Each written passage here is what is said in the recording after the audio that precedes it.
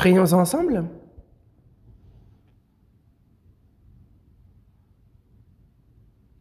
Dieu notre Père, toi qui nous aimes, toi qui es miséricordieux, Dieu, nous étions éloignés de toi et agissions dans le péché, mais tu as eu pitié de nous. Le jugement, la malédiction que nous devions recevoir, c'est le Seigneur qui s'en est chargé à notre place sur la croix. Et par le précieux sang que le Seigneur a versé, il a éternellement lavé nos péchés, fait que sans aucun mérite de notre part, tu nous as sauvés, et nous te remercions pour cette grande grâce. À cette heure, Seigneur, nous qui avons reçu la rédemption éternelle par ton sang, sommes réunis ici devant toi pour louer ta gloire, ta grâce, pour apprendre ta parole. Et nous te remercions de la communion que tu nous permets d'avoir au milieu de ton troupeau saint. À cette heure, Seigneur, nous croyons en ce que tu es parmi nous et tu regardes sur chacun d'entre nous. Par ta main miséricordieuse, soutiens toujours plus chacun. Qu'aucun de nous, qu'aucune âme ne s'éloigne de ta grâce. Qu'en tant que tes enfants, enseigne-nous ce qui nous convient de faire et que le reste de notre vie puisse être vécu pour ta gloire, ta volonté. Aide-nous à vivre pour cela et soutiens-nous par ta grâce, par ta main puissante et miséricordieuse. Tes églises en Corée, dans le monde entier, à tous les frères et sœurs qui prêchent ta parole malgré les difficultés, que par la puissance de ta parole, de ta grâce, accompagne-les, fortifie-les, et qu'ils puissent avec assurance témoigner de ta parole, et que de nombreuses âmes égarées puissent être guidées à toi, Seigneur, et sauvées. Accomplis grandement ton œuvre. À ceux qui sont malades, à ceux qui sont affaiblis, et tes regards sur eux pour chaque chose, et accorde-leur ta grâce, et tes regards sur eux. Dans ce monde ne cesse d'être rempli du mal, de devenir méchant. Et c'est un monde dont on ne sait ce qui peut arriver demain, un monde sombre. Et nous qui vivons dans ce monde, nous ne pouvons vivre sans ta protection, sans ton aide. Et nous ne pourrions que tomber dans le péché. Mais Seigneur, par ta parole, par ta main puissante et miséricordieuse, soutiens-nous. Et que nous suivions ta parole, Seigneur, que nous puissions vivre une vie d'obéissance. Garde-nous et aide-nous pour mener une telle vie. En ton temps, tu nous donnes la parole dont nous avons besoin, tu nous enseignes, Seigneur. À cette heure encore, Seigneur, il y a ta parole que tu souhaites manifester, ta volonté sainte. Comment il nous convient de marcher. Aide-nous à le comprendre toujours davantage, aide-nous à vivre ainsi. Nous avons prié au nom de notre Seigneur Jésus-Christ. Amen. Ouvrons la Bible au psaume 18. Psaume Ancien Testament, psaume 18.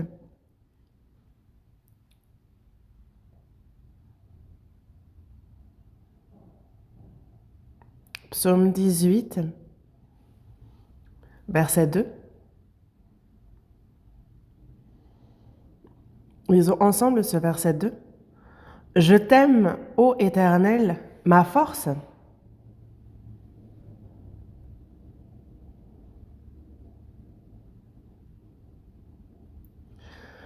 Le dimanche matin, je continue de vous enseigner sur les morts et les vivants.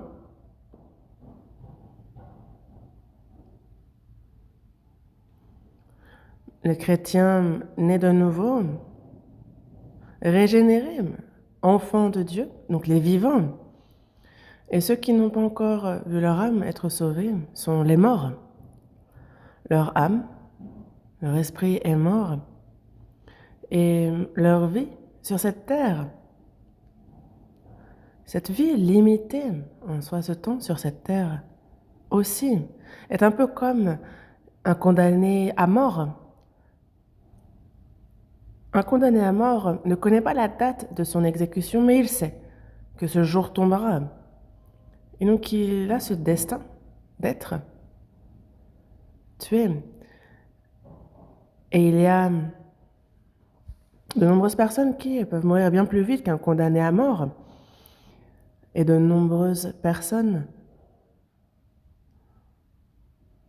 comme un condamné à mort, ont leur vie qui peuvent s'arrêter tout d'un coup. Et ce n'est pas une véritable vie même. Le chrétien sauvé, comme c'est écrit dans Jean chapitre 11, verset 25, Jésus l'a bien dit, « Je suis la résurrection et la vie, celui qui croit en moi vivra, quand même il serait mort. » Une personne sauvée a Jésus qui est la vie et la résurrection, et donc même s'il meurt, c'est la chair qui meurt, et il ne mourra pas vraiment, car son âme, son esprit ne meurt pas. Parce que nous avons reçu la vie éternelle, même si la chair meurt, nous serons transformés, ce corps sera transformé pour un corps divin, et nous sommes donc bien les vivants.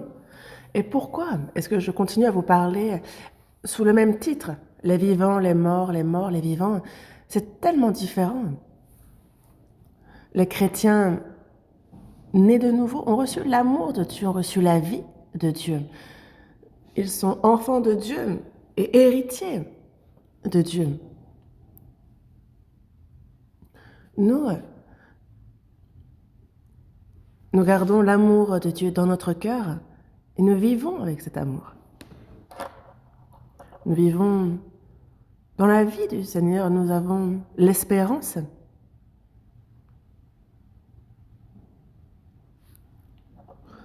Et nous sommes différents parce que notre raison d'être est différente, notre espérance, notre but, nos objectifs sont différents, tout est différent. Les vivants et les morts ne sont en rien similaires, ils sont forcément différents. Et nous sommes complètement différents des gens de ce monde. Dès que nous recevons le salut, c'est une nouvelle vie que nous menons. Oui, c'est un fait. Nous, chrétiens, la vie que nous menons est une vie que ceux de ce monde ne peuvent absolument pas connaître, ni comprendre. C'est un peu comme ils n'ont pas reconnu Jésus lorsqu'il est venu. De même, ils ne connaissent pas les saints. Vous ne connaissez ni moi, ni mon Père. Si vous me connaissiez, vous connaîtriez aussi mon Père. Et il en va de même pour nous. Ils ne connaissent ni nous, ni le Seigneur, ni Dieu, le Père. Et ils ne peuvent donc comprendre non plus la vie que mènent les chrétiens. Et c'est pour cela que ceux qui ne sont pas nés de nouveau, les morts spirituels, la vie qu'ils mènent et la vie des chrétiens, la vie des vivants sont de vies complètement différentes. Nous vivons dans ce monde, mais nous menons une vie complètement différente. Nous allons vers un monde complètement différent et c'est quelque chose qu'il ne faut absolument pas oublier. Nous sommes en rien similaires ou semblables. Donc les vivants, les chrétiens nés de nouveau, quelle est la vie des chrétiens, des vivants? La Bible nous en parle en détail. Et on peut dire que dans la Bible, il y a trois choses principalement. La Bible nous parle de qui est Dieu, de ce qu'il fait. C'est écrit en détail. Et c'est pour cela que ceux qui ne croient pas, à travers la Bible, ils peuvent connaître qui est Dieu. Ils peuvent comprendre ce qu'il fait et donc recevoir le salut. Et une autre chose, pour recevoir le salut, qu'est-ce que l'homme doit faire? Ça, c'est écrit également. Et pour les chrétiens nés de nouveau, comment doivent-ils vivre? Ça aussi, c'est écrit de manière très détaillée. Et c'est pour ça que pour ceux qui ne croient pas, que ce soit l'existence de Dieu, que ce soit ce que Dieu fait, son œuvre, ça, il faut qu'ils le connaissent. Dans le psaume 118, verset 17, il est bien dit « Je ne mourrai pas, je vivrai, et je raconterai les œuvres de l'Éternel ». Nous prêchons la parole de Dieu, nous prêchons Dieu qui existe, Dieu créateur de l'univers, des cieux, de la terre, de sa puissance, de lui qui dirige l'histoire de l'humanité. Nous le faisons connaître et À travers Jésus s'accomplit l'œuvre du salut. Et c'est ce que nous prêchons, ce dont nous témoignons. Et c'est pour cela que ceux qui ne sont pas sauvés, qui ne croient pas, ce sont des vérités qu'ils peuvent connaître à travers la Bible. Et il faut qu'ils y croient. Et c'est écrit en détail sur ce qui les attend. En soi, ça, ce n'est pas difficile. Repentez-vous et croyez à la bonne nouvelle. Repentez-vous.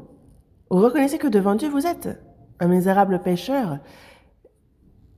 Et détournez-vous de cette voie que vous suiviez, retournez à Dieu. Comprendre le péché, retourner à Dieu, c'est ça la repentance. Et le salut, c'est une véritable repentance. Et c'est avec un cœur dans la repentance que nous recevons l'évangile de Dieu. Et les chrétiens sauvés sont sauvés, mais ce n'est pas bon. Voilà, je suis sauvé, c'est fini, je vais au ciel, c'est bon pour moi. Non, cela ne s'arrête pas là. Pourquoi Dieu nous a-t-il sauvés? Il y a un but pour lequel il nous a sauvés et il y a aussi une manière de vivre pour le sauver. Dans le psaume 49, verset 21, il est dit que l'homme qui est en honneur et qui n'a pas d'intelligence est semblable aux bêtes que l'on égorge. L'homme n'est pas un animal. L'animal est là pour être attrapé et dévoré. Tous les animaux, ceux qui se meuvent sur terre, dans les eaux, nous ont été donnés par Dieu pour qu'on règne dessus, pour qu'on, je m'en excuse, mais qu'on les mange. Et c'est pour ça que dans la seconde épître de Pierre, chapitre 2, verset 12, il est dit que « Mais eux, semblables à des brutes qui s'abandonnent à leur penchant naturel et qui sont nés pour être prises et détruites. » Nous, quand nous mangeons de la viande, c'est une vie qui a été sacrifiée et que nous mangeons. Et c'est vrai qu'on est désolé, mais ils sont aussi là pour être prises et détruites. Et cet animal, en soi, a rempli sa mission. Nous ne sommes pas là pour mourir, nous sommes là pour la vie éternelle. Et c'est pour ça que Jésus, d'ailleurs, est venu sur terre, pour la vie éternelle. Et les chrétiens, c'est une nouvelle vie, une vie éternelle qu'ils ont reçue, une nouvelle espérance. Et Dieu qui nous a sauvés nous dit de vivre donc pour un nouveau but. Et c'est donc, petit à petit, nous apprenons qu'est-ce que c'est qu'un chrétien, comment il doit vivre. Et il y a beaucoup à apprendre.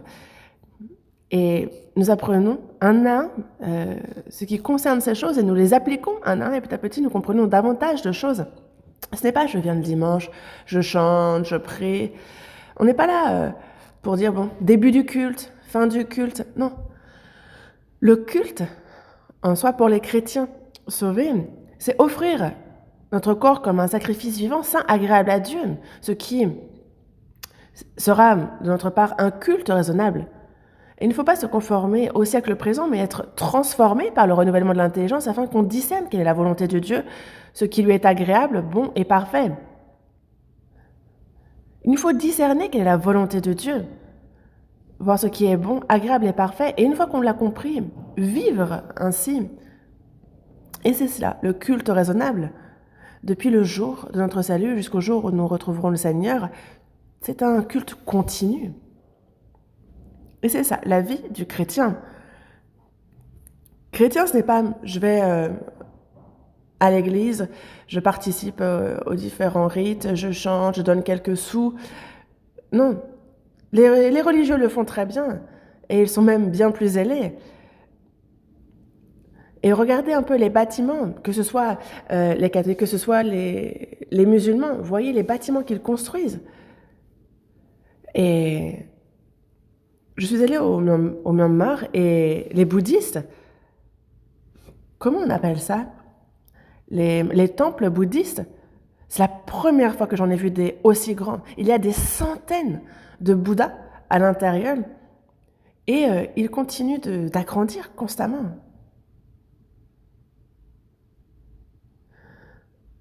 Mais c'est ce que font ceux qui n'ont même pas d'objet de vénération pourtant.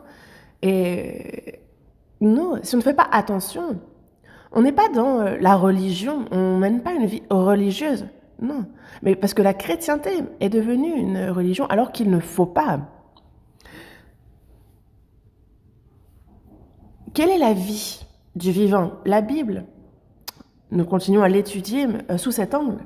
Nous, notre vie est complètement différente de ceux qui ne sont pas sauvés. Ils sont morts, mais nous sommes vivants spirituellement. Nous avons reçu une vie éternelle et nous ne mourrons plus. Nous avons une espérance, un but, une raison d'être différent. Et ça doit être différent. On ne peut pas vivre de manière similaire. Vous le savez, n'est-ce pas? Et plus on apprend la Bible, et plus il faut que petit à petit, nous obéissions à ce que nous apprenons, à cette parole, qu'on vive ainsi, c'est ça. Suivre le Seigneur, et c'est ça, lui ressembler petit à petit. Notre vie doit petit à petit ressembler à celle du Seigneur. Dimanche dernier, je vous parlais de l'amour de Dieu, qui est la source, l'origine même de notre salut.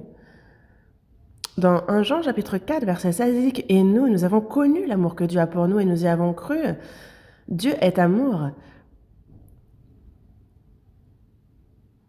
Et il y a ces versets qui sont de vraies bénédictions, qui nous consolent.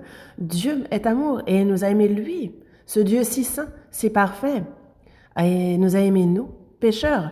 Et évidemment que cela, avant que nous soyons sauvés, nous étions dans le péché, nous étions ennemis de Dieu par nos mauvaises œuvres, mais c'est lorsque, comme il est écrit dans Romains chapitre 5, verset 8, c'est lorsque nous étions encore des pécheurs que Christ est mort pour nous, que Dieu a prouvé son amour envers nous.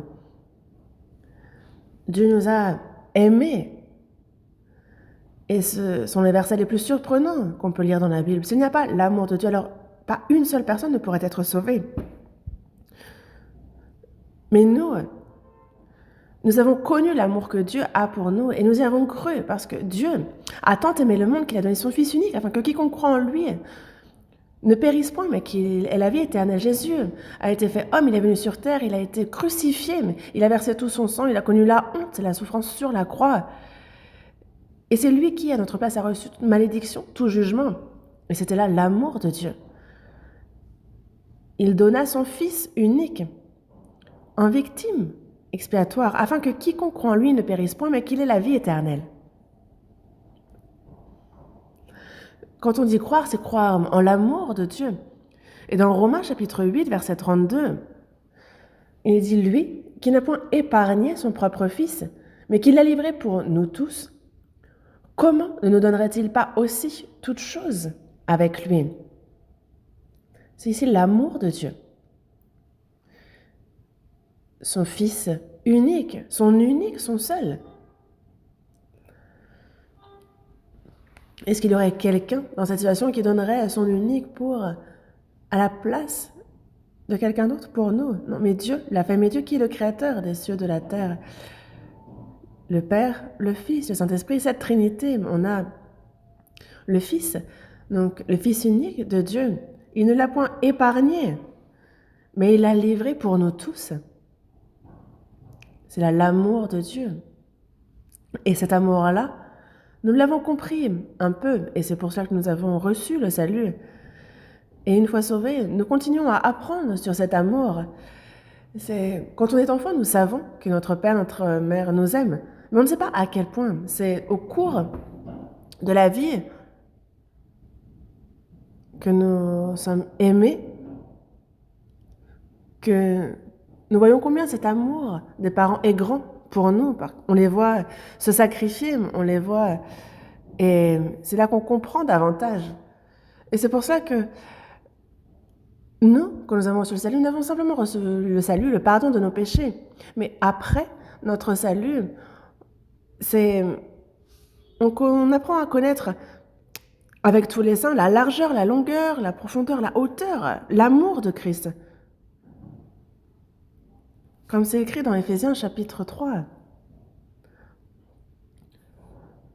La hauteur, lui qui a été élevé sur la croix, celui qui peut aller chercher le moindre pécheur au plus profond des entrailles de la terre, cet amour si profond, si haut, si large. Et c'est cet amour-là que nous apprenons petit à petit à connaître. Et quand on le connaît, on est rempli de toute la plénitude de Dieu. Et c'est pour ça que dans le psaume 18, verset 2, on a David qui dit « Je t'aime, ô Éternel, ma force ». Quand on voit ces versets, ça nous serre le cœur. C'est quand le roi Saül le poursuivait afin de le tuer. Il était dans toutes sortes de souffrances, de douleurs, mais le Seigneur l'a protégé, l'a gardé, et ça, il le savait. Et c'est pour cela qu'il dit « Je t'aime, ô Éternel, ma force ». Nous, on a le Seigneur qui nous a sauvés, qui est notre vie, qui est notre espérance, notre protecteur. Je t'aime, ô Éternel, ma force, ce Seigneur qui nous guide jusqu'au ciel.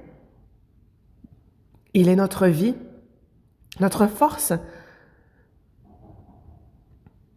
Et il confesse ici son amour, je t'aime, ô Éternel, ma force. Dans la première épître de Jean, il est bien dit que si nous l'aimons, c'est qu'il nous a aimés en premier. Aimés. Et c'est pour ça que dans la première épître de Jean, chapitre 4, verset 10, il dit que cet amour consiste non point en ce que nous avons aimé Dieu, mais en ce qu'il nous a aimés et a envoyé son Fils comme victime expiatoire pour nos péchés. Nous qui étions inimitiés contre Dieu, afin que l'on soit réconciliés, il a envoyé son Fils, Jésus, mourir comme victime expiatoire pour notre réconciliation. Et nous ne l'avons pas aimé en premier, c'est lui qui nous a aimés d'abord. Et c'est pour cela que ce grand amour et surprenant amour de Dieu qui a pardonné nos péchés, qui nous a donné la vie, l'espérance d'entrer dans son royaume, c'est cet amour qui aime tous les hommes, et moi je l'aime en retour. Nous avons connu cet amour et nous l'aimons donc en retour. Et nous vivons tenus par cet amour. Dans la seconde épître aux Corinthiens, chapitre 5, verset 14, il dit que l'amour de Christ nous presse. Nous en sommes devenus captifs. Certaines personnes connaissent le premier amour et se tombent amoureux l'un l'autre et disent « Ah, mais sans toi, je ne peux pas vivre. » Et l'autre répond « Moi non plus, sans toi, je ne peux pas vivre. » On est pressé, captif de cet amour qui peut nous conduire jusqu'à mourir par amour. Mais cet amour-là, il est relatif. Relatif. Ce n'est pas à sens unique. Les parents aiment d'abord leur enfant, leur bébé. Ils lui donnent naissance, ils l'élèvent, ils lui donnent toutes les bonnes choses.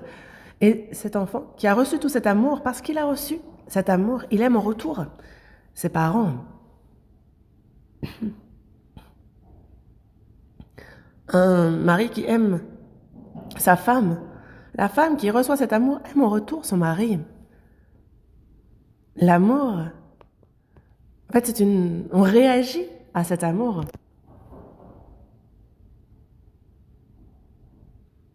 L'amour,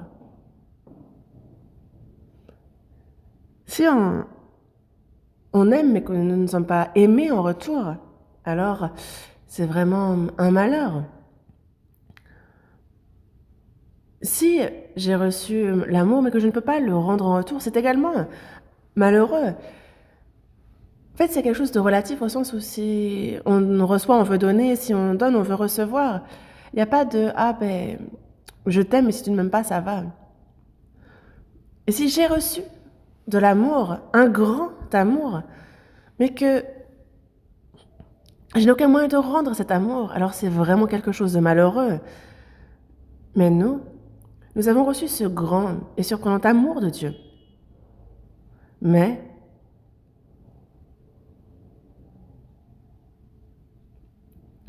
lui qui est ma vie, mon espérance, notre force, nous l'aimons.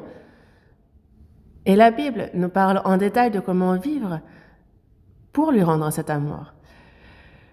Car l'amour dont Dieu nous a aimés est grand, surprenant. Et l'amour dont nous aimons Dieu, évidemment, au regard de Dieu est certes moindre, petit. Nous avons reçu un si grand amour. C'est comme des parents, l'amour pour leur enfant est grand. L'enfant reçoit ce grand amour. Et même si cet amour est moindre, en retour, les parents s'en réjouissent. Comment est-ce qu'on pourrait rendre tout cet amour? Nous-mêmes, l'amour que nous avons reçu de Dieu, comment est-ce qu'on pourrait le lui rendre?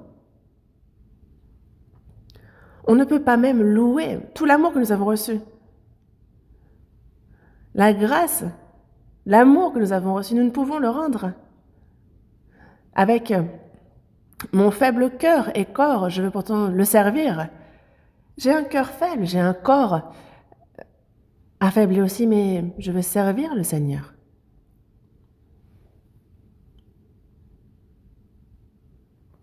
Et c'est tout à fait normal. Nous, pour nous sauver, il était jusqu'à donner sa propre vie. Et le Seigneur a fait ainsi. Nous, désormais, nous aimons le Seigneur. Et il nous faut savoir que le Seigneur, désormais, attend notre amour. Moi, je t'ai toujours aimé, mais bon, ça va si toi, tu ne m'aimes pas. Non, il n'y a pas une telle chose. Il veut recevoir notre amour en retour. Et c'est pour cela que dans Jean, chapitre 2, verset 23, on a Jésus ressuscité qui réunit de nouveau ses disciples. Et il s'adresse à Pierre et il lui dit « Simon, fils de Jonas, pourquoi revenir à ce premier nom ?» Et l'appeler par ce premier nom et non pas par Pierre.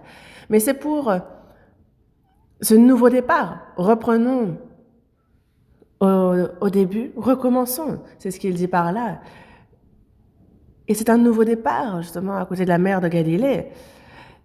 Pierre aussi, pendant 3 ans et demi, a suivi Jésus, mais il l'a renié et ça a pris fin. Cet échec marque la fin, mais Jésus a ressuscité. Et dès qu'il le voit ressusciter, toute chose, tout doute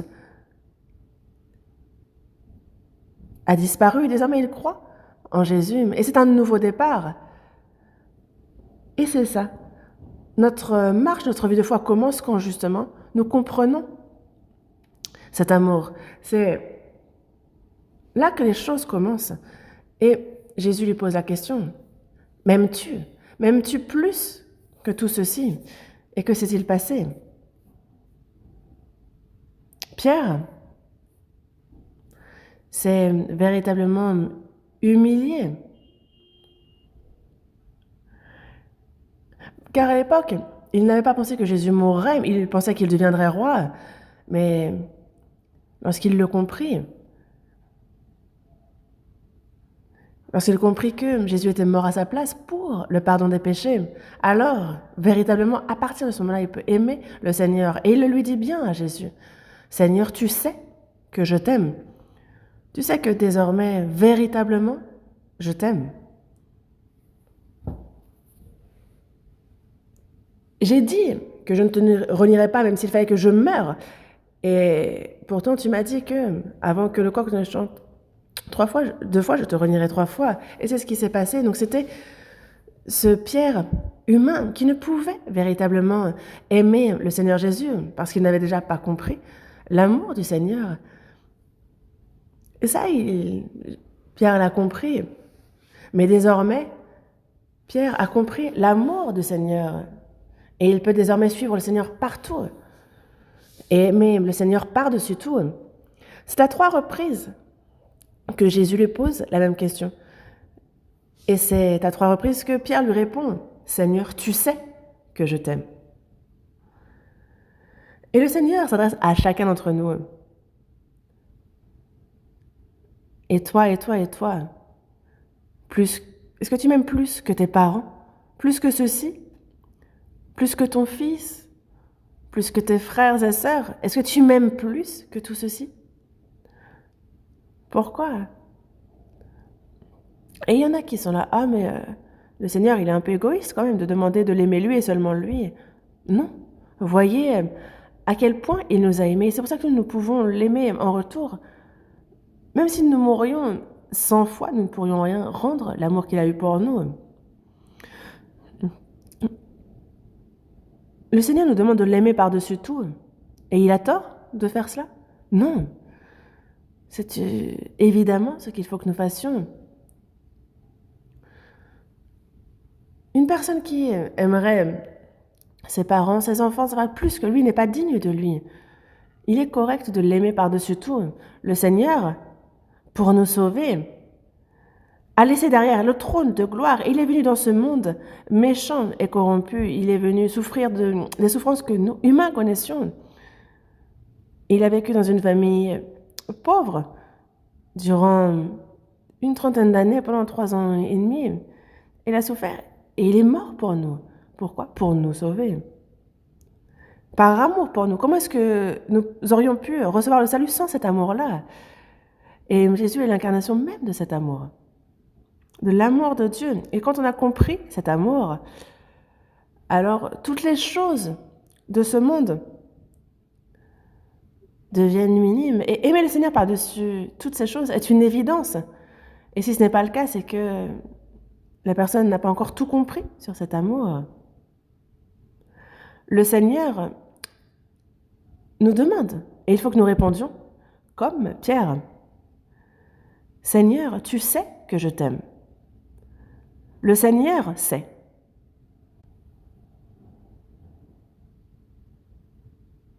Dans la première épître aux Corinthiens, chapitre 8, verset 3, il est dit que si quelqu'un aime Dieu, celui-là est connu de lui. Dieu connaît ceux qu'il aime. Dans Jean, chapitre 5, verset 42, il est dit, Jésus dit bien, « Je ne tire pas ma gloire des hommes, mais je sais que vous n'avez point en vous l'amour de Dieu. » C'est ce qu'il a dit. Jésus ne tire pas sa gloire des hommes, mais à qui s'adresse-t-il? Il s'adresse au peuple d'Israël et il dit, « Je sais que en vous, que vous n'avez point en vous l'amour de Dieu. Vous observez les commandements, vous observez le sabbat, vous vous réunissez, vous rendez culte. Vous êtes zélés, mais je sais que vous n'avez point en vous l'amour de Dieu. » Le Seigneur sait.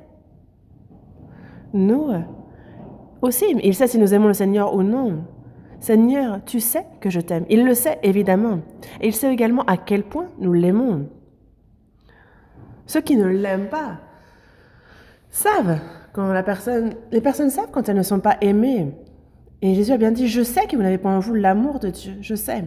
Le Seigneur connaît toutes choses. Il n'y a rien qu'il ignore. Dans Jean, chapitre 2, on nous parle aussi Dieu, il sait aussi, il a compté les cheveux de notre tête, il n'y a rien qu'il ignore. Même nos cheveux tout petits, tout fins, il sait combien nous en avons. Il sait tout en détail. Il connaît le nombre des étoiles dans le ciel et il a donné un nom à chacune d'entre elles, comme c'est écrit. Dieu nous connaît. Et au-delà de ce qu'on pourrait imaginer, il n'y a rien qu'il ignore nous concernant.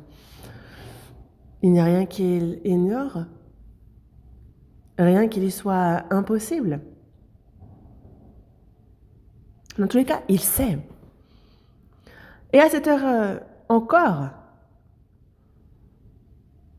quand la salle est remplie, on est à peu près 3000. Mais on a la retraite en ce moment, donc certainement que certains d'entre vous y sont. Bon.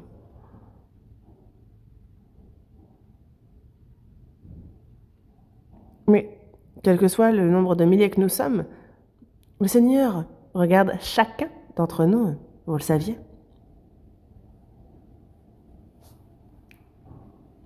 Il connaît notre foi en lui, il connaît combien nous l'aimons. Il sait quand nous ne l'aimons pas. Ça aussi, il le sait. Jean chapitre 2.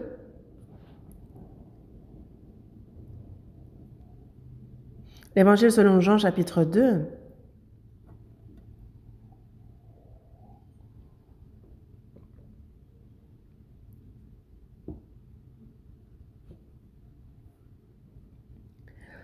Chapitre 2, verset 23. Évangile selon Jean chapitre 2, verset 23. Pendant que Jésus était à Jérusalem, à la fête de Pâques, plusieurs crurent en son nom, voyant les miracles qu'il faisait. Mais Jésus ne se fiait point à eux, parce qu'il les connaissait tous, et parce qu'il n'avait pas besoin qu'on lui rendît témoignage d'aucun homme, car il savait lui-même ce qui était dans l'homme. Jésus, donc, à la fête de Pâques, va à Jérusalem et il accomplit de nombreux miracles. Et ceux qui ont vu ces miracles voient ces miracles. Et il est dit qu'ils crurent en son nom. Ils prophétisent en son nom, ils chassent des démons en son nom, ils font de beaucoup de choses en son nom. Et ils disent, Seigneur, tu sais qui je suis? Et le Seigneur dit, non. Éloignez-vous de moi. Pourquoi dit-il ne pas les connaître? La première des raisons est qu'ils ne sont pas sauvés.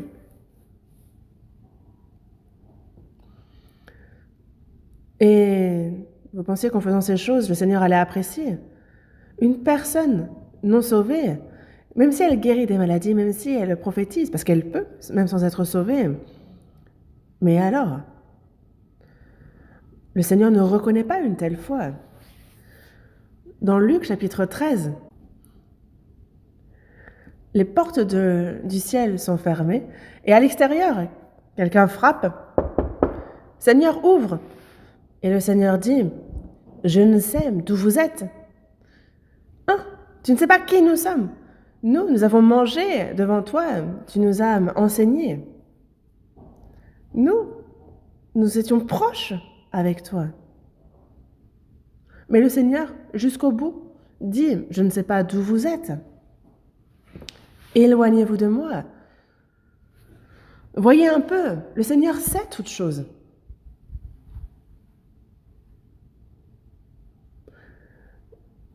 Je crois en telle personne, mais cette personne ne croit pas en moi. J'aime telle personne, mais cette personne ne m'aime pas. Un amour à sens unique. Il peut y avoir une foi à sens unique, une fausse foi. Que ce soit la foi, que ce soit l'amour, ça doit être quelque chose de relatif, c'est à deux. Il faut que ce soit personnel.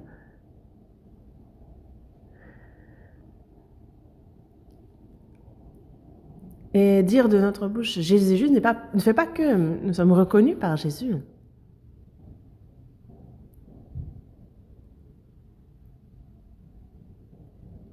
Dans Galates chapitre 4, verset 9, il est dit « Mais à présent que vous avez connu Dieu, ou plutôt que vous avez été connus de Dieu, j'ai connu Dieu et je suis connu de Dieu. » Ça, c'est grand, ça, c'est remarquable.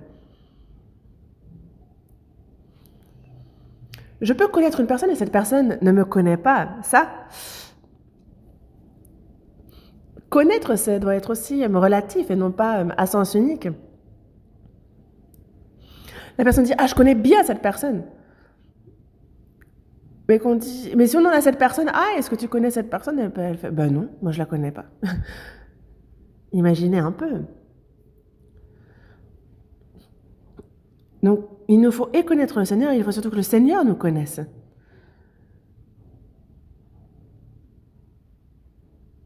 Et ça, c'est véritablement connaître. Vous avez connu Dieu, ou plutôt, vous avez été connu de Dieu.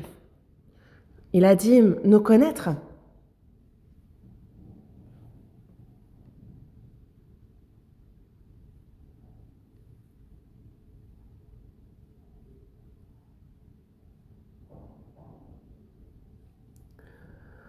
Mais bon, alors, en soi, comment aimer? Qu'est-ce que c'est aimer le Seigneur? La Bible nous en parle en détail. Il faut qu'il y ait des preuves de cet amour. Le Seigneur, pour nous, n'a pas seulement aimé en parole. Si Dieu n'aime qu'en parole, s'il s'était content de dire « je t'aime », alors comment est-ce que nous aurions pu savoir? Ce n'est pas seulement en parole, mais voyez, il a donné son Fils unique, il a été jusqu'à le faire mourir sur la croix. Dans Jean chapitre 15, il est dit qu'il n'y a pas de plus grand amour que de donner sa vie pour ses amis. Il a donné sa vie. Est-ce qu'il y a un plus grand amour quelque part? Des personnes qui sont misérables, on leur donne quelques pièces, quelques trucs à manger. Bon, ben, ce n'est pas un amour parfait pour autant, Mais lorsque je donne ma vie pour l'autre, alors il n'y a pas de plus grand amour pour cette personne. Jésus demande notre amour. Il souhaite recevoir notre amour. Et nous, en fait, ce qu'il veut, c'est vérifier si véritablement nous l'aimons ou non. Si cet amour est véritable ou non. Est-ce que nous l'aimons véritablement? Parce qu'il y a des contrefaçons dans l'amour aussi. Ceux qui, justement, ont juste ce mot accroché à la bouche. Et voyez un peu les Américains. I love you, you love me. Et dis-moi à quel point est-ce que tu m'aimes, je t'aime à mourir. Mais au moindre petit truc, il y a divorce. C'est ça, l'amour?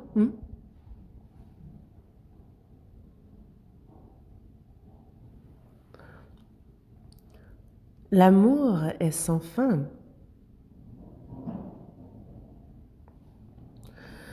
Quand tout le monde est en bonne santé, on s'aime réciproquement, mais dès que l'un tombe malade, alors on abandonne la personne. Il y a parfois la femme qui tombe malade et on voit le mari qui la prend sur son dos, qui en prend grand soin. C'est beau. Et ils s'aiment d'un amour inaltérable. Alors que sa femme est dans un état végétatif, il y a le mari qui cherche à l'aider par tous les moyens. Et ça, c'est véritablement un amour pur, un véritable amour. Et l'amour se manifeste, il se prouve. Jean chapitre 14. Jean chapitre 14. Jean chapitre 14. Verset 15. Chapitre 14, verset 15. Si vous m'aimez, gardez mes commandements. Si vous m'aimez, gardez mes commandements. Verset 21.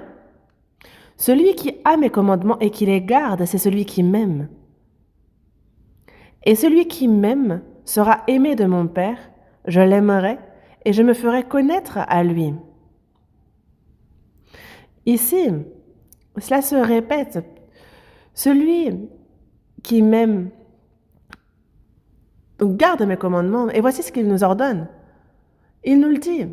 Garde mes commandements et c'est la preuve que tu m'aimes.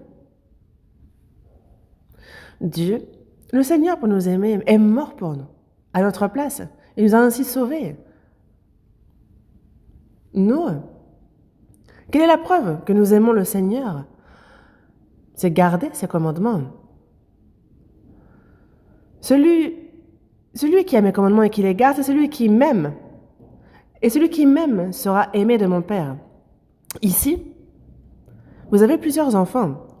Il y a ceux qui sont obéissants, il y en a d'autres qui sont désobéissants. Et les parents aiment tous leurs enfants. Mais lequel aime-t-il le plus? Il aime davantage celui qui lui obéit. Dans Malachie chapitre 3,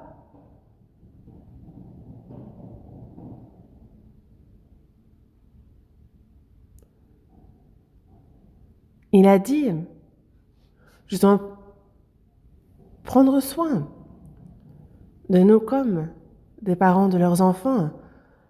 On souhaite toujours donner à ses enfants le meilleur. Et parfois, quand ils sont on les hait, quand ils sont plus rebelles. Mais celui qui m'aime sera aussi aimé de mon Père. Et Dieu aime, le Seigneur aime ceux qui lui obéissent. Celui qui m'aime et celui qui m'aime sera aimé de mon Père. je l'aimerai et je me ferai connaître à lui. Le Seigneur aime davantage ceux qui l'aiment et il se fait connaître à ceux qui l'aiment. Et qu'est-ce que c'est se faire connaître? C'est être en communion constamment. L'époux connaît l'épouse et inversement, et lorsqu'ils s'aiment mutuellement, alors ils apprennent à se connaître l'un l'autre et ils sont précieux l'un pour l'autre et petit à petit, cet amour mûrit. Des fois, c'est un peu de haine, un peu d'amour, mais ça forme un amour vraiment individuel, personnel. Nous avons compris l'amour du Seigneur, cet amour qui nous a sauvés. Et quand on lui obéit, alors non seulement il sait que je l'aime, en plus il m'aime en retour, et il se fait connaître à nous. Il se fait toujours davantage connaître. Moi, je connais le Seigneur et il me connaît. Et petit à petit, on apprend à se connaître, et ça parle vraiment d'une communion individuelle. Est-ce que connaître quelqu'un, c'est connaître son nom, son identité? Mais il faut non seulement connaître le visage,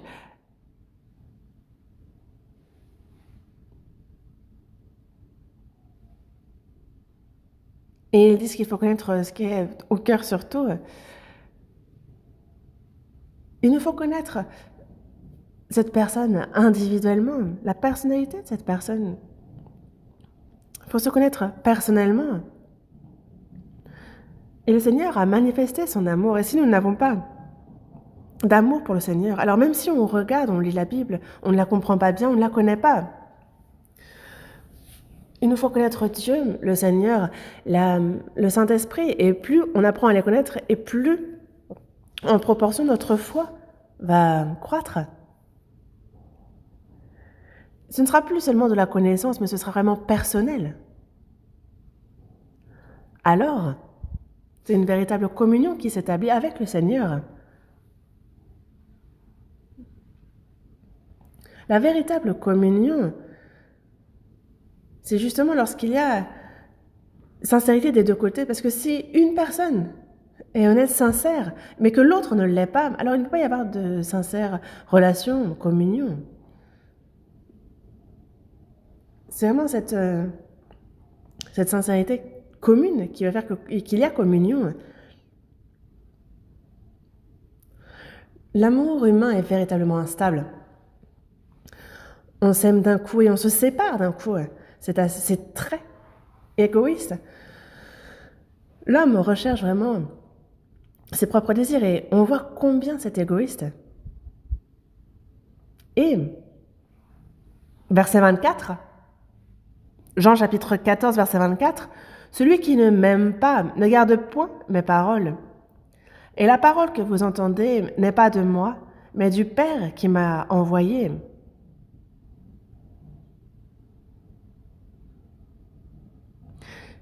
Ici, ça se répète. Donc celui qui a mes commandements et qui les garde, c'est celui qui m'aime. La personne qui aime le Seigneur garde ses commandements. Et celui qui m'aime sera aimé de mon Père. Il en parlait dans les versets aussi précédemment. Si vous m'aimez, gardez mes commandements. Alors je l'aimerai, je me ferai connaître à lui, il sera aimé de mon Père.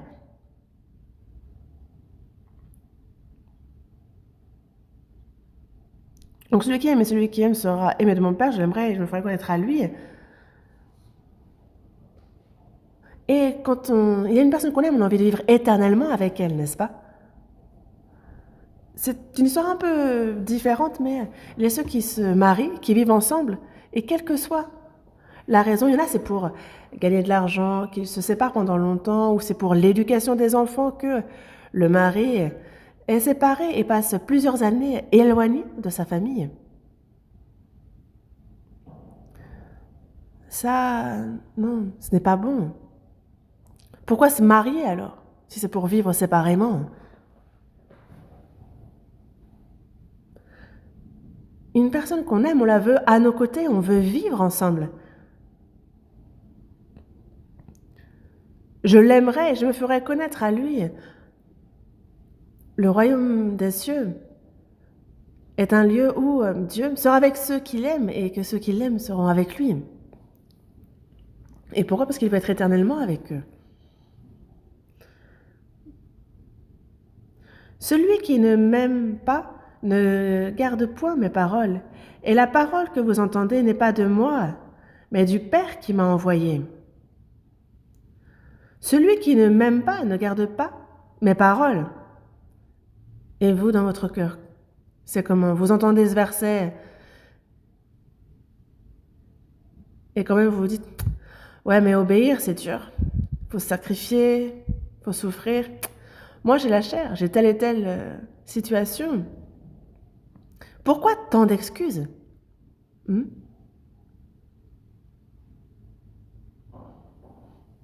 n'y a pas d'excuse pour l'amour. Nous disons aimer le Seigneur, mais si nous ne gardons pas ses commandements, alors est-ce que ce ne sont pas juste des paroles de la bouche? Le Seigneur sait, lui.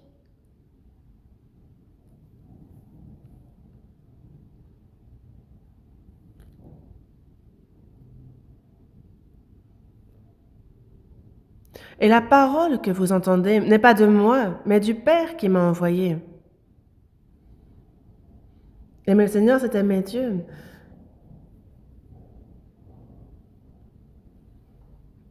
Mais si on ne garde pas ce commandement, si on n'est pas obéissant, c'est qu'on ne l'aime pas. Logique, non? Si la personne n'obéit pas, mais dit « Ah Seigneur, tu sais que je t'aime », qu'est-ce que vous voulez que le Seigneur sache? Lui, il sait que cet amour est faux. Seigneur, je t'aime. Et le Seigneur va être là. Mais quand? Quand est-ce que tu m'as aimé? Quand? Le Seigneur, vraiment, veut confirmer, vérifier si notre amour est véritable. Cet amour qui se pratique.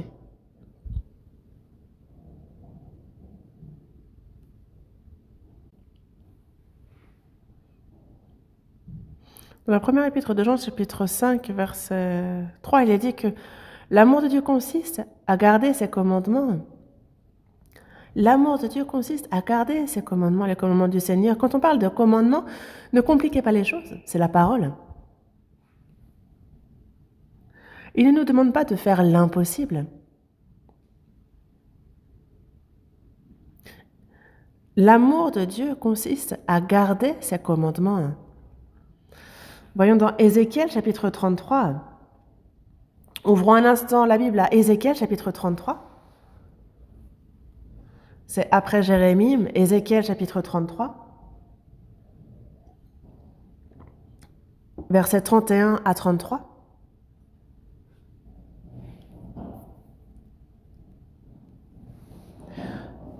Ézéchiel 33, versets 31 à 33.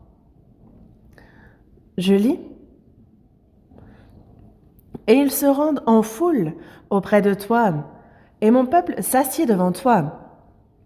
Ils écoutent tes paroles, mais ils ne les mettent point en pratique, car leur bouche en fait un sujet de moquerie, et leur cœur se livre à la cupidité.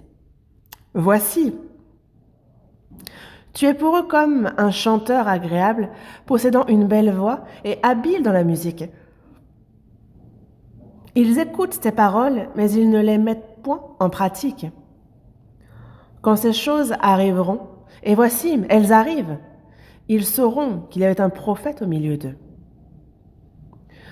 C'est ce que dit le prophète Ézéchiel. Il témoigne de la parole de Dieu. Et donc, il prêche, et il y a le peuple d'Israël qui est rassemblé pour écouter. Ils se rendent en foule auprès de toi. Et mon peuple s'assied devant toi. Ils écoutent tes paroles. Mais ils ne les mettent point en pratique. Ils écoutent bien. Certaines personnes, quand on leur parle de la Bible, ils disent « Amen, Amen ». Point. C'est la fin. Ils disent « Amen » et ça n'est suivi de rien.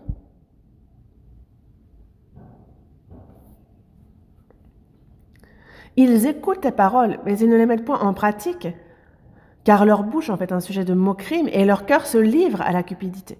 Qui ne peut pas dire par la bouche « je t'aime » ? Car leur bouche en fait un sujet de moquerie et leur cœur se livre à la cupidité. Voici, tu es pour eux comme un chanteur agréable, possédant une belle voix et habile dans la musique. Ils écoutent tes paroles, mais ils ne les mettent pas en pratique. Quelqu'un disait que si on ne fait pas attention, au Japon, il y avait un homme, Uchimura Kanzo, qui disait que il y a un tout petit livre sur la religion qu'il a écrit. Et dans ce livre, il dit, moi, je ne vais pas au théâtre parce que ça me nuit. Je ne vais pas au cinéma. Je ne vais pas à l'église. Pourquoi? Parce que ça me nuit. Oh, pourquoi il veut aller à l'église nuit? Il ne parle pas des églises normales, sauvées. Certains disent de Uchimura Kanzo qu'il est athée. Non, c'est qu'il ne va pas dans les mauvaises églises. Car qui est à l'église? Il y a les pasteurs qui font leur one-man show. Ils sont là, ils de belles paroles, des paroles amusantes, c'est drôle. Mais le pasteur est un acteur. Ceux qui écoutent sont le public. Et dire, il chante bien. Oh, c'est beau. Et c'est tout. C'est fini. Est-ce qu'on écoute un sermon parce que c'est amusant? Nous, on écoute la parole de Dieu, on l'apprend pour y obéir, n'est-ce pas? Ah, le sermon aujourd'hui était bien. Ah, le sermon aujourd'hui. Ah, ceci, cela. On est là pour donner une note au sermon. Que la personne qui prêche parle bien ou non, c'est la parole qui est prêchée, c'est à la parole qu'il faut obéir. À quoi ça sert si on n'obéit pas? Et c'est pour cela que Uchimura Kanzo dit, moi, je trouve que ceux qui font des sermons sont des one-man shows. Et ceux qui écoutent, c'est le public. Lorsque la chanson est jolie, ils font « Oh, quelle belle musique, on a bien écouté », sans se préoccuper de ce que disent les paroles. Voyez, nous, les cantiques, combien les paroles sont belles. Quand on chante les cantiques, est-ce que vous écoutez les paroles? C'est ce qu'il faut faire. On n'est pas là à écouter et à fredonner sans réfléchir. Moi, Seigneur, je t'aime plus qu'avant. Mais là, le Seigneur nous arrête tout de suite. À quel moment tu m'as aimé? Les paroles de ce cantique, ce sont donc des chrétiens sauvés qui écrivent des poèmes sur ce qu'ils ont compris. Et il y a justement les musiciens qui posent une musique. Donc, vous le verrez deux noms sur les cantiques, celui qui a écrit les paroles et celui qui a écrit la musique. Et vous voyez combien ces chants sont beaux.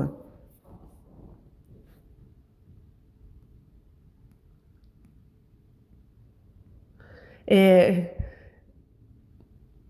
c'est comme quand on chante « Ah, mais tous mes désirs du passé sont déjà partis ». Là, le Seigneur nous arrête. Stop!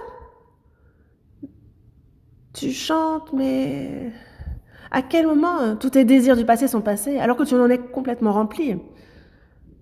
Le désir charnel, la convoitise. C'est pour ça que dans le psaume 33, verset 1, il est dit « La louange sied aux hommes droits ». La louange, la véritable louange et non pas les mensonges proférés. La prière aussi, une prière sincère, honnête, ce sont les prières que Dieu écoute. Et il y a ceux qui prient. Est-ce que la prière, c'est je déballe 100 000 phrases avec de très beaux mots? Même sans faire cela, on peut juste, avec notre cœur, crier « Seigneur, Père !» Et il nous entend. Il voit quelle prière nous faisons quand même. Une prière sincère, une véritable louange. Et il y a ceux qui parlent très bien. Et pourtant, leur vie est un désastre. Pour parler de ce qui s'est passé auparavant, il y avait une sœur qui témoignait et elle enflammait toute l'église avec ses témoignages tellement ils étaient beaux.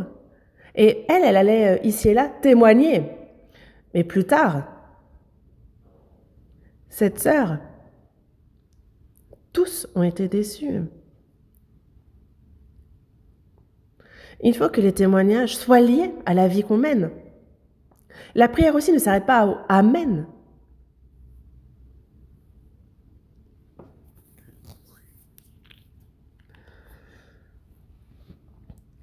Tu es pour eux comme un chanteur agréable. On a le pasteur qui prêche et ah, quelle jolie parole d'amour. Mais quelle belle voix, habile en musique. Ils écoutent, mais ils ne pratiquent pas. On leur prêche la parole de Dieu. Et ils sont là, c'est joli. Et c'est plus tard qu'ils font, ah, cette parole était vraie, mais je n'y ai pas obéi. Vous voyez les disciples qui ont suivi Jésus pendant 3 ans et demi, mais eux ne pensaient qu'à une chose, Jésus qui devient roi et qui s'asserra à ses côtés. Et ils n'ont pas compris les paroles que Jésus disait alors. C'est plus tard qu'ils comprirent. Il a fallu que Jésus meure et ressuscite pour qu'ils comprennent.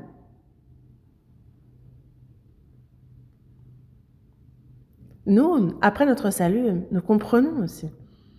Ceux qui ne sont pas sauvés peuvent bien écouter la parole, en réalité, ils ne la comprennent pas. Parce qu'ils n'ont pas le Saint-Esprit. Nous, lorsque nous avons reçu le salut, le Saint-Esprit nous a été donné par Dieu. On comprend, comme c'est écrit dans Romains chapitre 5, verset 5, « L'espérance ne trompe point parce que l'amour de Dieu est répandu dans nos cœurs par le Saint-Esprit qui nous a été donné. »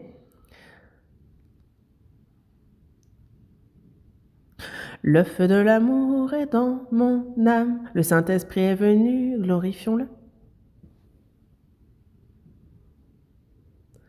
Et le salut, justement, c'est le Saint-Esprit qui fait que l'amour de Dieu est répandu en nous, et ça nous enflamme, et ça déborde. La vie de foi, c'est vivre poussé par l'amour. Et ça, c'est vraiment très important. Dans Luc, chapitre 6, verset 46, Jésus disait « Pourquoi m'appelez-vous Seigneur, Seigneur, et ne faites-vous pas ce que je dis ?» De la bouche, vous dites « Seigneur, Seigneur ». Et que signifie Seigneur? C'est maître, roi. À l'origine, Seigneur, donc, maître, c'était chef au sens tête.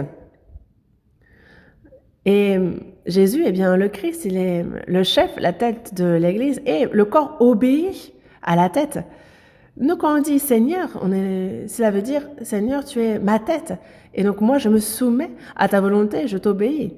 Mais de la bouche, nous disons Seigneur, Seigneur. Et pourquoi ne faites-vous pas ce que je dis? Et donc ce Seigneur, Seigneur devient mensonge.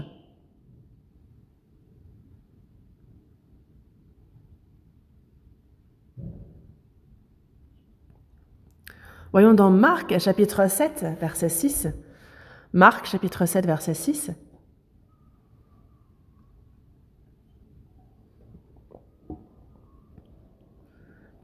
Chapitre 7, verset 6. Marc, chapitre 7, verset 6. Jésus leur répondit, « Hypocrite, Ésaïe a bien prophétisé sur vous, ainsi qu'il est écrit. Ce peuple m'honore des lèvres, mais son cœur est éloigné de moi.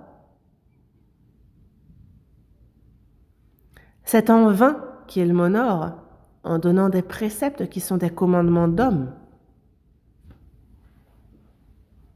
Le prophète Ésaïe dit, « Ce peuple m'honore des lèvres.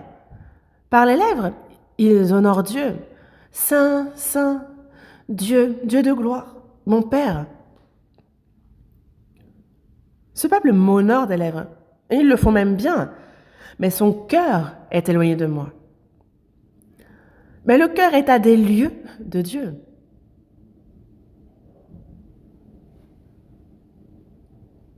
C'est ça l'hypocrisie. C'est une coquille. La marche, la vie de foi pour cet homme, c'est une coquille. Et ce n'est pas ça.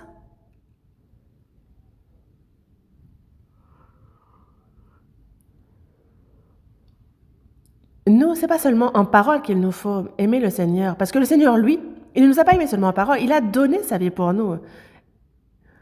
Et ainsi, nous avons reçu le salut. Et si nous avons véritablement compris cet amour, nous sommes pressés par cet amour, nous sommes captifs. Et cet amour-là a été versé, il a été semé dans mon cœur. Et c'est pour cela que ce cœur qui aime Dieu, ce cœur qui veut obéir à Dieu est là. Et il faut que nous, dans notre vie, au quotidien, nous pratiquions cet amour pour Dieu. Et c'est ce qu'il attend de nous, c'est ce qu'il nous demande. Dieu veut vérifier, voir combien nous l'aimons, et ce au quotidien. Comment allez-vous faire? Le Seigneur, justement, pèse notre cœur. Celui qui a mes commandements et qui les garde, c'est celui qui m'aime. Car si ce n'est pas ce que nous faisons et que nous disons aimer Dieu, alors pensez que ce que vous dites, c'est simplement des paroles. C'est accroché à votre bouche. Mais voyez combien le Seigneur nous a aimés et encore maintenant, il nous aime.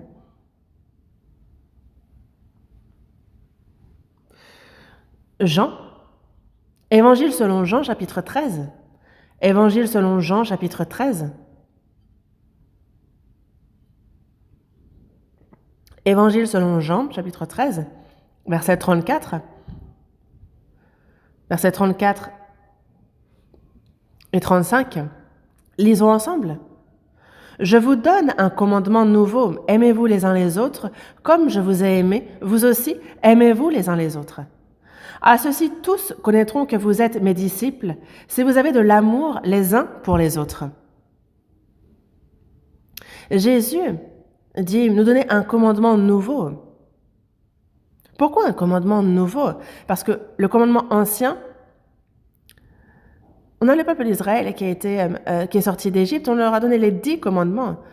Ces 10 commandements aussi sont amour, car si on les sépare en deux, si on doit les résumer en 2 commandements, ça fait aimer le Seigneur ton Dieu de tout ton cœur, de toute ton âme et de toute ta pensée. Ça, c'est le premier et le plus grand commandement. Et voici le second, qui lui est semblable, tu aimeras ton prochain comme toi-même. Donc, en soi, les 10 commandements aussi sont amour. Aimer le Seigneur Dieu de tout notre cœur, de notre âme, de notre pensée, aimer notre prochain comme soi-même. Quand on parle du prochain, c'est tout le monde sauf moi. Mes proches, mes amis.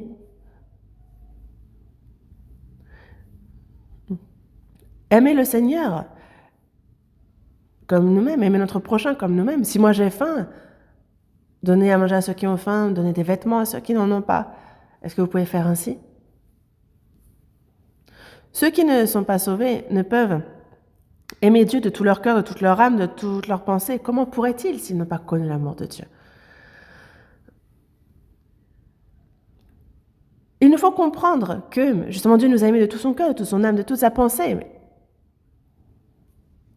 Et quand on aime le Seigneur, on aime notre prochain, on a de la peine pour eux, on a de la peine pour ceux qui ne sont pas sauvés. On a les frères et sœurs qui sont véritablement des frères et sœurs. Et c'est pour cela que je vous donne un commandement nouveau. Aimez-vous les uns les autres. On ne peut pas, une personne sauvée et une personne non sauvée ne peut s'aimer les uns les autres. Non, ça c'est entre frères et sœurs. Mais c'est la personne, une fois sauvée, pourra.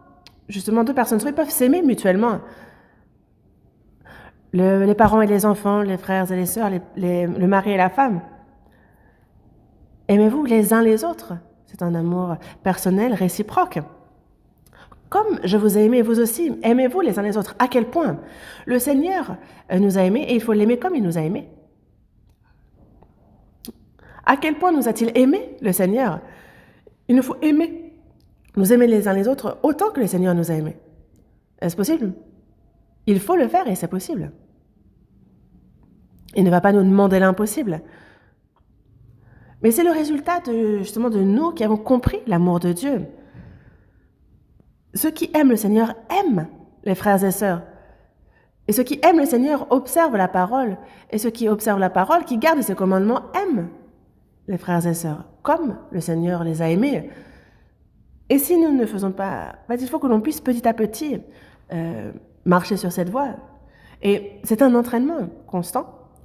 L'amour aussi, à force d'aimer, l'amour mûrit.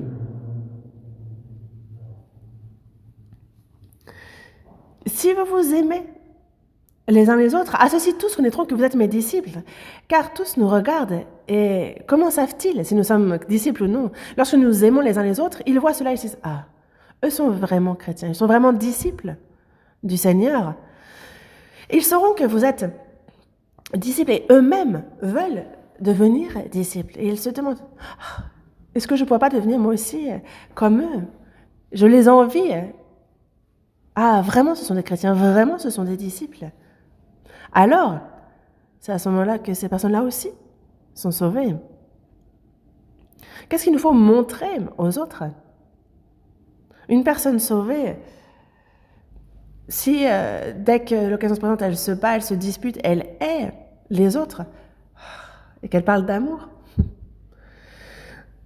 Quand je vois ces choses-là, la personne dit croire en Dieu, croire au Seigneur, et tout ça, ce sont des paroles. Ce sont juste des paroles et le Seigneur aussi est déçu.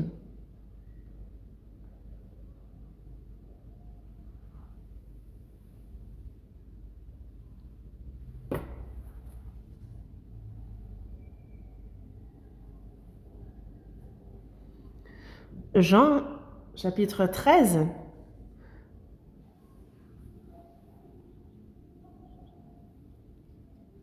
à partir du verset 13, je lis « Vous m'appelez Maître et Seigneur, et vous dites bien, car je le suis. Si donc je vous ai lavé les pieds, moi, le Seigneur et le Maître, vous devez aussi vous laver les pieds les uns aux autres. Car je vous ai donné un exemple afin que vous fassiez comme je vous ai fait. » Ici, Jésus, la veille de sa mort sur la croix, le soir, c'est à ce moment-là que ça se passe, il y a la scène, le dernier repas du Seigneur avec ses disciples, et il lave les pieds de ses disciples à ce moment-là. Et vous, donc il y a les disciples assis, le Seigneur s'agenouille. Vous avez vu une peinture, un dessin de cette scène où on voit Jésus laver les pieds de ses disciples. Et moi j'en ai vu une. Et en fait, elle s'achète cette image. Vous pouvez vous adresser au diacre, au pasteur Yu, en tous les cas. Cette peinture est superbe. Moi, j'ai vu cette peinture au Japon et j'étais sur le point de pleurer. Qui est Jésus? Jésus il est égal à Dieu, il est le Créateur. Il est le roi des rois, le Seigneur de gloire. Mais les disciples ne sont même pas encore sauvés, puisque c'est juste avant la mort de Jésus. Il lave même les pieds de Judas Iscario. Il est agenouillé. Et qui lave les pieds des autres? C'est ce que le serviteur fait. À l'époque, en Palestine, ce n'est pas comme maintenant où il y a du goudron, il y a du bitume sur toutes les routes. Non. À l'époque, les chaussures n'étaient pas celles que nous avons. C'était un peu comme des tongs, vous savez, c'est un peu comme ces sandales. Et donc, marcher fait que c'est de la poussière partout avec la transpiration, ça pue. Et donc, dès qu'on arrive à la maison, la première chose que le serviteur fait, c'est qu'il s'agenouille, il a une queue avec de l'eau et il lave les pieds de son maître. Et ensuite, il y a donc ce torchon qui est autour de la ceinture et avec lequel il essuie les pieds de son maître. C'est ce que fait le serviteur. Dans Philippiens chapitre 2, verset 5, il est dit « Ayez en vous les sentiments qui étaient en Jésus-Christ. » Les sentiments qui étaient en Jésus-Christ, donc devenir serviteur. Il y a Dieu qui s'est fait serviteur pour des pécheurs. Comment est-ce qu'il pourrait aller encore plus bas? C'est ce que le serviteur fait. Si donc je vous ai lavé les pieds, moi le Seigneur et le Maître, vous me devez aussi vous laver les pieds les uns aux autres. Je vous ai donné un exemple afin que vous fassiez comme je vous ai fait. Qu'est-ce qu'il dit ici? Et moi,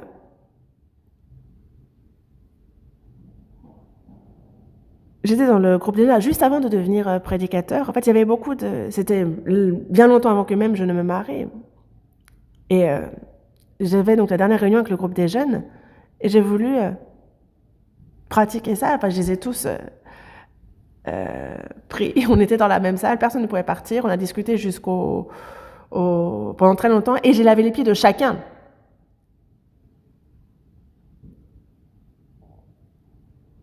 J'avais envie, donc je l'ai fait.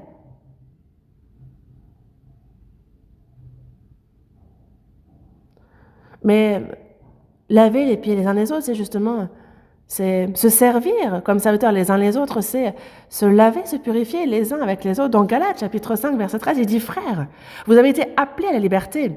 Seulement, ne faites pas de cette liberté un prétexte de vivre selon la chair, mais rendez-vous par la charité, serviteurs les uns des autres, serviteurs les uns des autres. » Dans Luc, chapitre 22, verset 27 aussi. Quel est le plus grand? Celui qui est à table ou celui qui sert? N'est-ce pas celui qui est à table? Et moi, cependant, je suis au milieu de vous comme celui qui sert. Oui, lorsqu'une personne haut placée s'assoit, il y a la personne inférieure qui va venir servir et qui dit « Qu'est-ce que je vous sers? De quoi avez-vous besoin ?» Mais justement,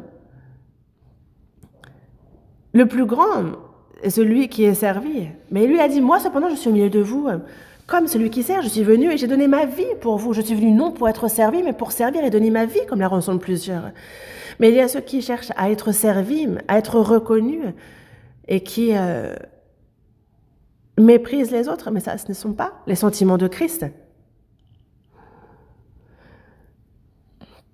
Je vous ai donné un exemple afin que vous fassiez comme je vous ai fait. Le Seigneur est celui qui nous a sauvés et en même temps, il est aussi notre exemple au quotidien. L'apôtre Paul a imité cet exemple et il a dit « Soyez mes imitateurs comme je le suis moi-même de Christ ». Et c'est pour cela que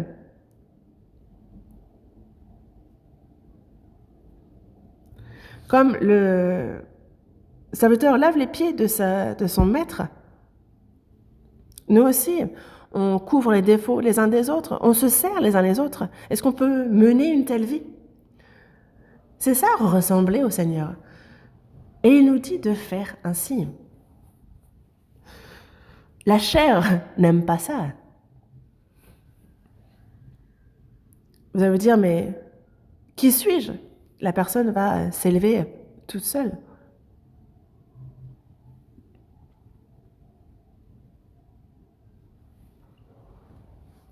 Dans la première épître de Pierre, chapitre 1, verset 22, il est dit « Ayant purifié vos âmes en obéissant à la vérité, pour avoir un amour fraternel, sincère, aimez-vous ardemment les uns les autres de tout votre cœur. » En réalité, nous avons compris l'Évangile, nous avons été sauvés à ce moment-là, notre esprit, notre âme a été purifié, nous avons reçu le salut à ce moment-là. Mais il nous est dit d'avoir un amour fraternel sincère. Un amour sincère, les uns pour les autres, de s'aimer ardemment. Et il y a aussi un amour qui n'est pas sincère, des amours égoïstes, les gens qui se disent « Ah, si je me rapproche de cette personne, qu'est-ce que ça va m'apporter ?» Ceux qui calculent ce que cela va leur apporter, telle ou telle relation, ça, ce n'est pas un amour sincère, ça, c'est un amour mêlé de mensonges, un amour qui calcule. Mais il y a cet amour fraternel sincère. On a l'amour en nous. Aimez-vous ardemment les uns les autres, et non pas de manière tiède. Non, c'est aimez-vous ardemment. Est-ce qu'on peut faire ainsi? Il faut. C'est l'ordre qu'il nous a donné. Dans Romains, chapitre 15, verset 7, il est dit « Accueillez-vous donc les uns les autres ». Parce que la charité est sans hypocrisie.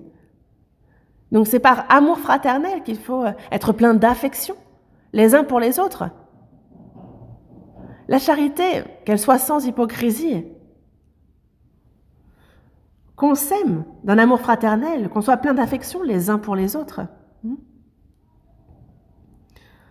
Et que ce soit par honneur qu'on use de prévenance les uns pour les autres, en essayant de d'abord faire passer les autres avant nous, de les honorer, de les respecter, d'avoir de la prévenance. Ça, c'est comme un serviteur interagit avec son maître. Et c'est les sentiments, c'est le cœur du Seigneur. C'est ainsi que lui a fait. Et qui sommes-nous pour ne pas faire de même? Et toujours dans Romains, chapitre 15, il faut s'accueillir les uns les autres. Parce que Christ nous a accueillis pour la gloire de Dieu. Donc s'accueillir, se recevoir les uns les autres. Dans Colossiens chapitre 3, verset 13, il dit « Supportez-vous les uns les autres, pardonnez-vous réciproquement, de même que Christ vous a pardonné, pardonnez-vous aussi. » Le Seigneur nous a pardonné, il nous a accueillis, n'est-ce pas? Mais nous, dès qu'il y a un petit truc qui ne nous plaît pas, on va rejeter la personne en disant « Va là-bas ». On ne veut plus avoir affaire à cette personne, mais on reste avec ceux qui nous plaisent, on reste proche de ceux avec qui on s'entend bien. Ça, c'est pas chrétien.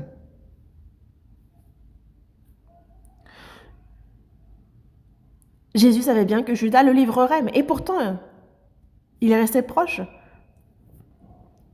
Et pourtant, il savait que son heure était venue de passer de ce monde au Père, mais il a aimé les siens qui étaient dans le monde, et il a mis le comble à son amour. Et à ce moment-là même, il était proche de Judas Iscariote, et pourtant il a été livré, trahi. Je ne comprenais pas ça au départ. Mais il a fait ainsi pour, justement, nous montrer l'exemple de mettre le comble à notre amour pour tous. Et donc, nous, la plus grande des grâces qu'il nous a fait, c'est cet amour. Dans la première épître aux Corinthiens, chapitre 13, on nous parle des dons, le don de la sagesse, de dons de guérison, de dons d'interprétation, de différents dons. Mais il y a un don meilleur, l'amour. Car sans l'amour, moi je parlerais les langues des hommes, celles des anges. Mais si je n'ai pas la charité, je suis un airain qui résonne, une cymbale qui retentit. Je ne suis rien. L'amour, c'est ce qu'il y a de mieux. Là où il y a l'amour, il y a la vie. Et là où il y a la vie, il y a l'amour. L'amour, c'est la personnalité même du chrétien. Dans la première épître aux Corinthiens, chapitre 13, il dit que justement, en fait, cet amour, c'est Jésus, et que Jésus était ainsi. L'apôtre Paul dit bien dans le verset 11, « Lorsque j'étais enfant, je parlais comme un enfant, je pensais comme un enfant, je raisonnais comme un enfant. Mais lorsque je suis devenu homme, j'ai fait disparaître ce qui était de l'enfant. » C'est ici la confession de l'apôtre Paul. L'amour, petit à petit, fait son œuvre, et c'est la personnalité de Christ qui s'accomplit en lui. Et donc c'est Christ qui se forme en lui. Mais à la moindre occasion, on casse quelqu'un ou on va haïr quelqu'un. Mais quand est-ce que la personne va mûrir? Quand est-ce qu'elle va grandir un peu?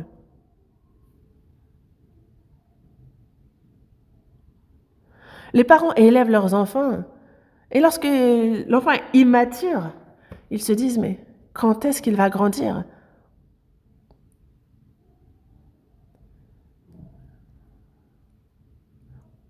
Donc, agir avec prudence. Il faut qu'en nous se forme cette personnalité de chrétien. Alors, on n'agit pas n'importe comment, on ne parle pas n'importe comment, on pardonne réciproquement, on aime. Le Seigneur nous a aimés, et c'est de la même manière qu'il nous faut aimer. Je vous en parle, mais lorsque nous sommes remplis de cet amour, alors, bravo. En fait, on n'a rien dont on peut se glorifier, se vanter. Mais si on a l'amour, c'est ce qu'il y a de mieux. Je m'arrête ici pour aujourd'hui, mais quand on apprend la parole, il faut faire une introspection, voir qu'en est-il de moi. Il nous faut prier pour que l'amour du Seigneur s'accomplisse en nous et s'efforcer de le pratiquer. Prions. Bien notre Père, toi qui es miséricordieux, c'est lorsque nous étions pécheurs lorsque nous étions éloignés de toi, perdus, lorsque nos mauvaises œuvres nous rendaient inimitié contre toi, que tu nous as aimés. Et c'est par ce grand amour que tu nous as aimés et que le Seigneur est mort à notre place, qu'il a versé son sang précieux et pardonné éternellement nos péchés. Et c'est sans aucun mérite de notre part. Et nous te remercions pour ce grand amour, cette grande grâce. Et ce grand amour nous a sauvés. Et désormais, nous, vraiment, nous t'aimons, Seigneur.